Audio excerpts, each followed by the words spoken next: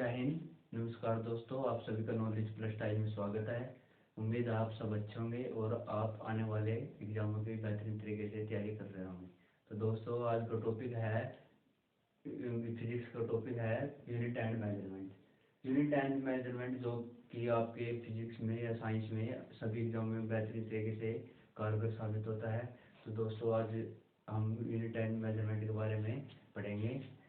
Unit and measurement को पढ़ने के लिए आपको मेरा एक क्वेश्चन है कि what is physical quantity. Physical quantity क्या होती है? फिजिकल क्वांटिटी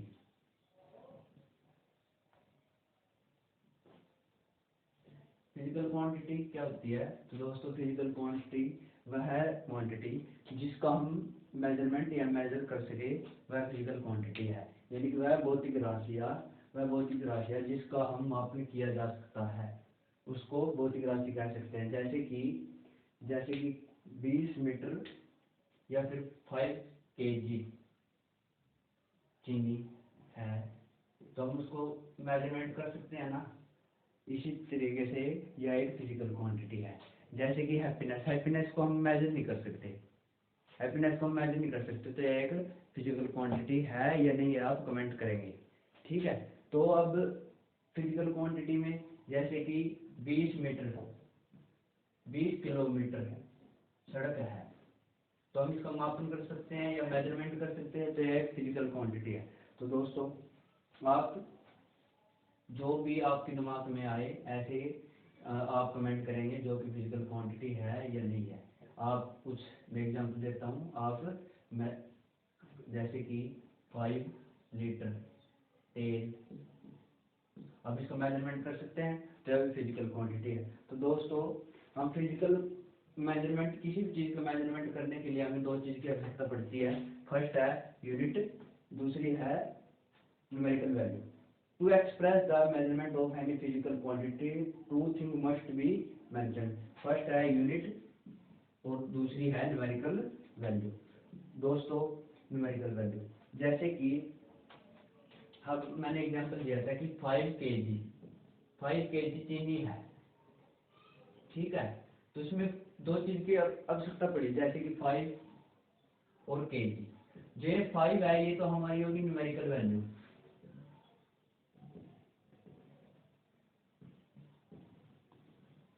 और ये kg होगी हमारी यूनिट। अब 5 लीटर तेल, यानी 5 लीटर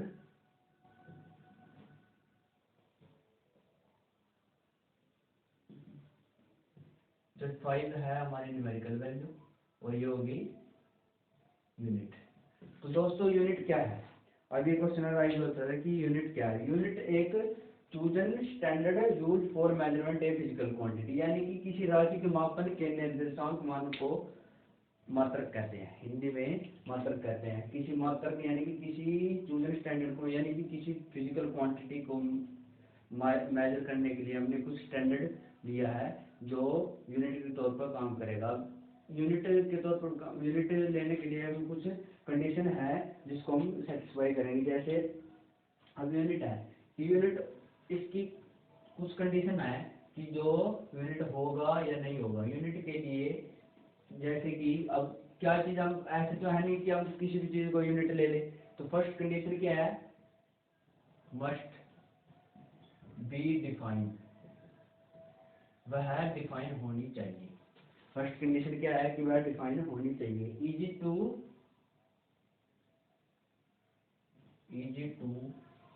रिप्रोड्यूस होनी चाहिए। दूसरी, इजी टू कंपेयर होनी चाहिए।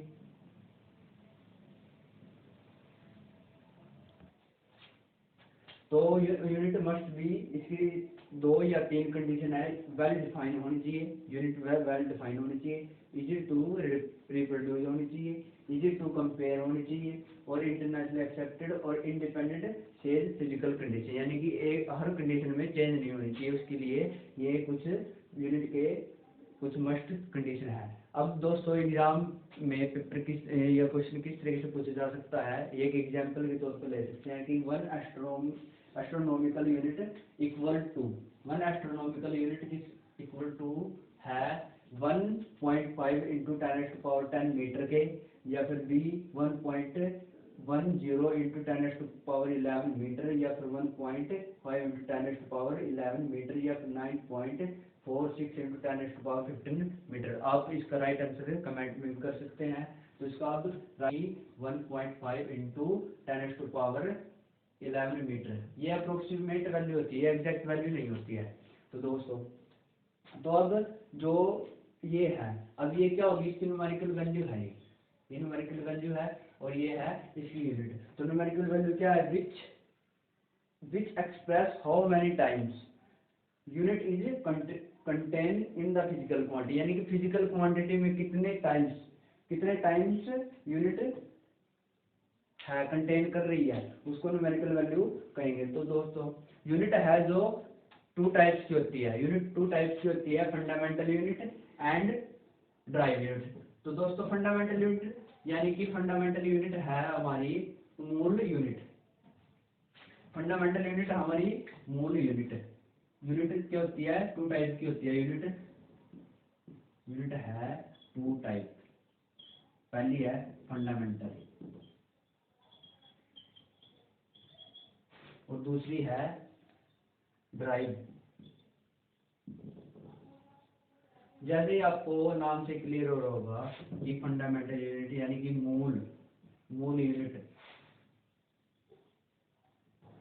यूनिट, जैसे कि जो बेसिक यूनिट है, वह यूनिट मतलब कि जो कि किसी दूसरे पर डिपेंडेंट ना हो। फर्स्ट कंडीशन क्या होगी कि दूसरे पर डिपेंडेंट ना हो, जैसे कि 5 kg या फिर 5 kg चीनी है। अब ये 5 kg यानी कि मास है, तो मास किसी दूसरी चीज पर डिपेंड नहीं है, इसलिए ड्राइव यानी कि व्युत्पन्न यूनिट जैसे कि एरिया क्षेत्रफल। तो एरिया या क्षेत्रफल का फॉर्मूला होता है हमारा लेंथ इंटू ब्रेथ, यानी कि लंबाई इंटू चौड़ाई। तो दोस्तों, इसमें क्या होता है, लेंथ यानी कि दो चीजों की आवश्यकता है, जैसे कि वॉल्यूम है या फिर वेग ले लो आप, वेग वेलोसिटी। तो वेलोसिटी में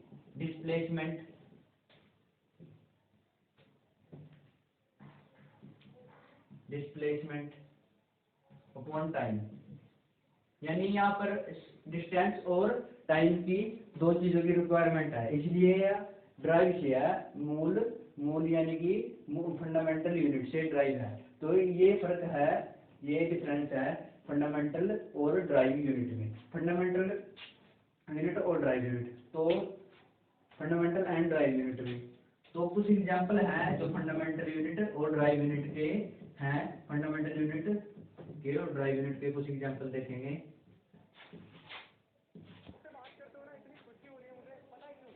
अब क्वेश्चन ये अराइज होता है कि विच इज ड्राइव यूनिट, ऐसे क्वेश्चन पूछा जा सकता है कि विच इज ड्राइव यूनिट। तो ऑप्शन है लेंथ, टाइम, वेलोसिटी और मास। तो इसमें अब ये हमें पहले पता होना चाहिए कौन कौन सी फंडामेंटल यूनिट है और कौन सी ड्राइव यूनिट। तो फंडामेंटल यूनिट है दोस्तों, फंडामेंटल यूनिट है लेंथ और मास, टाइम टेम्परेचर यानी कि ताप, लंबाई द्रव्यमान और समय। और ड्राइव यूनिट है वेलोसिटी, डिस्प्लेसमेंट अपॉन में टाइम, वेलोसिटी यानी कि वेलोसिटी क्या है, दो चीजों से बनी है, जैसे कि डिस्प्लेसमेंट और टाइम से, एक्सेलरेशन त्वरण, वेग और समय से, यानी कि एक दो चीज से बना है, यानी कि इसमें दो चीज की आवश्यकता पड़ी, दो क्वांटिटी की। जैसे वॉल्यूम है, volume length into breadth into height और एरिया। तो जो मूल यानी कि किसी फंडामेंटल यूनिट वो होगी जो किसी की दूसरी क्वांटिटी या दूसरी यूनिट की आवश्यकता ना पड़े, वो हमारी फंडामेंटल यूनिट होगी। और जो यूनिट किसी दो यूनिट से मिलकर बनी है वो ड्राइव यूनिट होगी। जैसे कि pressure.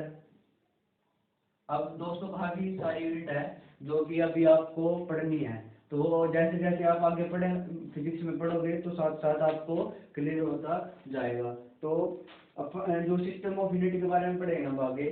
System of unit, system of unit में तीन तीन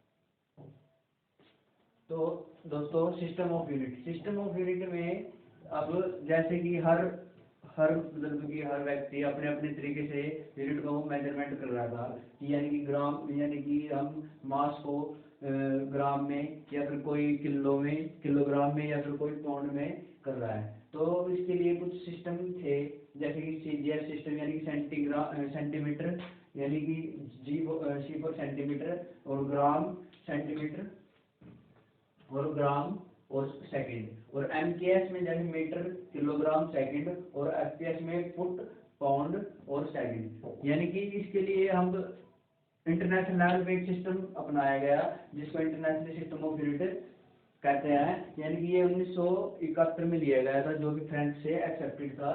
और ऐसे यूनिट में इसने 7 टाइप की यूनिट दी थी जिससे कि हम इन 7 टाइप की यूनिट को यूज करके हम 7 टाइप की यूनिट की यूज करके हम हर यूनिट को बनाया जा सकता था। जैसे क्वांटिटी और यूनिट सिंबल। जैसे लेंथ है, लेंथ की एसआई यूनिट होगी मीटर, और मीटर को हम एम से डिनोट करेंगे। जैसे मास है, द्रव्यमान को हम किलोग्राम, और किलोग्राम को केजी से डिनोट करेंगे। जैसे टाइम है, अब टाइम को सेकंड और एस से डिनोट करेंगे। और इलेक्ट्रिक करंट यानी कि विद्युत धारा, विद्युत धारा की ऐसा यूनिट एसआई सिस्टम में एम्पियर है, और एम्पियर को ए से डिनोट किया जाता है। और ऐसे टेम्परेचर, टेम्परेचर भी एक ऐसा यूनिट है, टेम्परेचर की ऐसा यूनिट है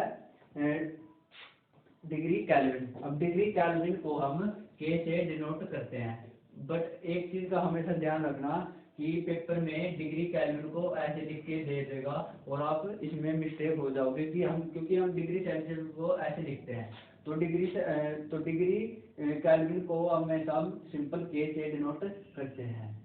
जबकि ल्यूमिनस इंटेंसिटी है जो कि ज्योति तीव्रता, ल्यूमिनस इंटेंसिटी की ऐसा यूनिट होती है कैंडला, और कैंडला को हम के डी यानी कि के डी से डिनोट करेंगे। और quantity of matter, quantity of matter में को हम मोल यानी कि पदार्थ की प्रमाणता को हम ऐसा यूनिट है मोल, और मोल को एमओएल यानी कि मोल को मोल से डिनोट करेंगे। और इसके लिए हमें ऐसा यूनिट को 7 टाइप की दे दी, उसके साथ कुछ 2 और सप्लीमेंट्री यूनिट दी जिसको हम प्लेन एंगल और सॉलिड एंगल बोलते हैं। यानी प्लेन एंगल समतल एंगल जिसकी यूनिट है रेडियन, रेडियन को आर ए डी से डिनोट करते हैं। और सॉलिड एंगल यानी इनको स्टेरेडियन एंगल से एस टी से डिनोट करते हैं। अब जो प्लेन एंगल है, तो प्लेन एंगल जैसे यानी कि हम प्लेन एंगल को कोई प्लेन है जैसे, तो इस पर प्लेन एंगल है, तो ये प्लेन एंगल को इसको डिनोट करने के लिए अब जैसे ये है, यानी कि कोई पर्सन है यहाँ से यहाँ पर गया, ठीक है, तो उसने थीटा एंगल कवर किया है।